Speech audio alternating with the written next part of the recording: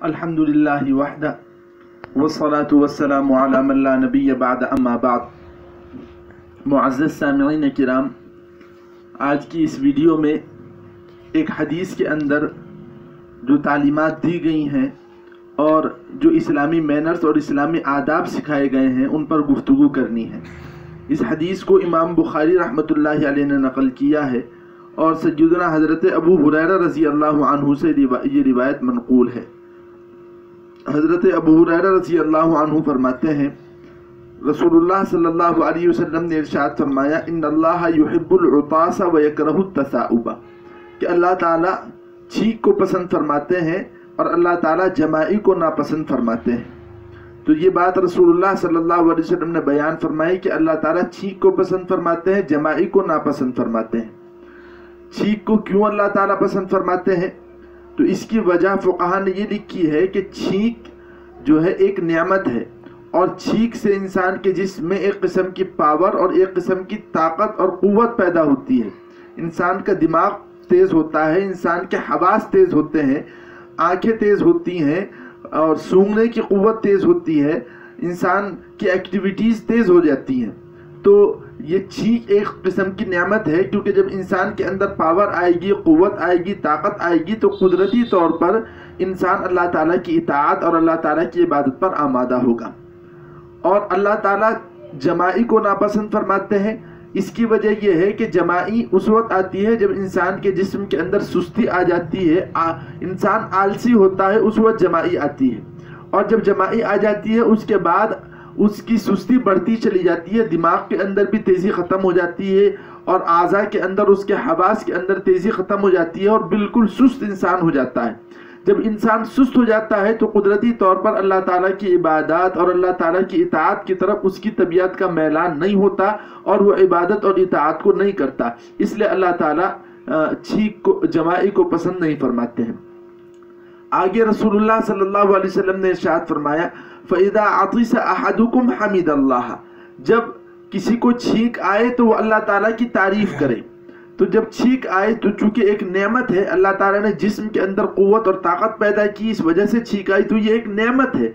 इस नेमत का शुक्र होना चाहिए और शुक्र ये है कि अल्लाह ताला की तारीफ की जाए। तारीफ किन अल्फाज के अंदर करनी चाहिए? मुहद्दिसीन ने इसकी भी वजाहत की है और लिखा है कि अल्हम्दुलिल्लाह के ज़रिए से अल्लाह ताला की तारीफ करे, चाहे अल्हम्दुलिल्लाहि रब्बिल आलमीन के ज़रिए से अल्लाह ताला की तारीफ करे, चाहे अल्हम्दुलिल्लाहि रब्बिल आलमीन अला कुल्ली हाल के ज़रिए से अल्लाह ताला की तारीफ करे। किसी भी लफ्ज़ के ज़रिए से अल्लाह ताला की तारीफ की जा सकती है। हज़रत अली रज़ी अल्लाहु अन्हु से मनक़ूल है, मुसन्नफ़ इब्न अबी शैबा के अंदर लिखा हुआ है, हज़रत अली रज़ी अल्लाहु अन्हु फरमाते हैं कि जो शख्स ये मामूल बनाए कि जब भी उसे छींक आती है वो फ़ौरन अल्हम्दुलिल्लाह कहता है, अल्लाह का शुक्र अदा करता है, तो उस सूरत के अंदर उसको कभी दाढ़ का दर्द नहीं होगा और उसके कानों के अंदर कभी दर्द नहीं होगा। तो इसको मामूल बनाना चाहिए। तो जब छींक आए तो छींक के बाद अल्हम्दुलिल्लाह कहना ये मसनून है और अल्हम्दुलिल्लाह इतनी ज़ोर से कहा जाए कि दूसरा सुन ले। अगर आप ज़ोर से कहेंगे और दूसरा सुन लेगा अल्हम्दुलिल्लाह, तो उसके ऊपर यरहमुकल्लाह कहना ज़रूरी होगा और वो यरहमुकल्लाह कहे। हदीस शरीफ के अंदर आगे बयान किया है, अल्लाह के रसूल सल्लल्लाहु अलैहि वसल्लम ने, काना हक़्क़न अला कुल्ली मुस्लिमिन समिअहु अन यक़ूल यरहमुकल्लाह, कि अल्हम्दुलिल्लाह सुनने वाले हर मुसलमान के ऊपर यरहमुकल्लाह कहना एक हक़ है। यानी जिस शख्स ने अल्हम्दुलिल्लाह सुन लिया तो अब जवाब में यरहमुकल्लाह कहना एक हक़ है और यरहमुकल्लाह कहे वो। अब यरहमुकल्लाह कहना कैसा है? फ़ुक़हा के मुख्तलिफ अक़वाल हैं, लेकिन सबसे ज़्यादा मुअतदिल और सबसे ज़्यादा सही और मुफ्ताबिह कौल ये है कि वाजिब अलल किफ़ाया है, कहना वाजिब है। और अगर मुतअद्दिद लोगों ने अल्हम्दुलिल्लाह सुना है तो मुतअद्दिद लोगों में से, चंद लोगों में से कोई एक आदमी अगर यरहमुकल्लाह कह देगा तो तमाम की तरफ से वाजिब अदा हो जाएगा।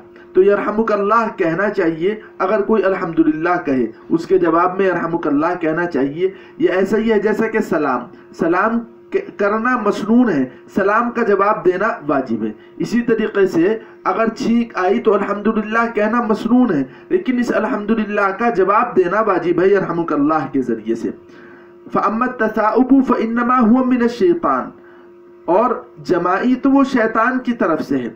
فَإِذَا تَثَاءَبَ أَحَدُكُمْ فَلْيَرُدَّهُ مَا اسْتَطَاعَ، جب کسی کو جمائی آئے تو جتنا ہو سکے اسے روکے.